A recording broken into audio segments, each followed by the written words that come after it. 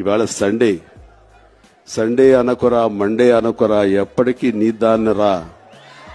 Hi coders, మనం ఈరోజు వచ్చేసరికి order of instructions and proper syntax ఎలా ఫాలో అవ్వాలి, అదేవిధంగా బాడ్ మాస్ రూల్ గురించి చూద్దాం. ఓకేనా?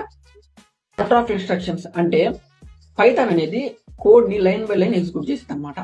సో నువ్వు ముందు ప్రింట్ ఏ అని పెడితే ఏ అనేది ప్రింట్ అవుతుంది. ఎందుకంటే ఫస్టే నువ్వు వేరియబుల్ ని డిక్లేర్ చేసుకోవాలి, ఆ తర్వాతే ప్రింట్ అనేది చెయ్యాలా. నువ్వు నెక్స్ట్ ప్రాపర్ సింటాక్స్ అనేది ఫాలో అవ్వాలా. అంటే కోడ్ బిగినింగ్ అప్పుడు మాత్రం నువ్వు ఎప్పుడు కూడా స్పేస్ అనేది ఇవ్వకూడదు.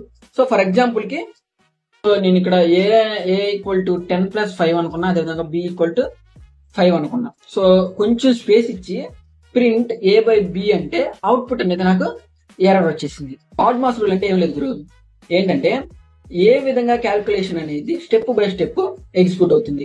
సో ఫస్ట్ బి అంటే బ్రాకెట్స్ అనేది ఉన్నటువంటి వాల్యూ ఎగ్జిక్యూట్ అయ్యి, ఆ తర్వాత ఆర్డర్ ఆఫ్ ఇన్స్ట్రక్షన్స్ అంటే ఎక్స్పోటెన్షన్స్, రూట్స్, స్క్వేర్ రూట్స్ అలాంటివి ఎగ్జిక్యూట్ అయ్యి, ఆ తర్వాత డిఎం అంటే డివిజన్ అండ్ మల్టిప్లికేషన్ అనమాట. అవి అలా లెఫ్ట్ టు రైట్ అనేది ఎగ్జిక్యూట్ అవుతుంది. ఆ తర్వాత అబ్స్ట్రాక్షన్ అండ్ సబ్స్ట్రాక్షన్ ఏఎస్.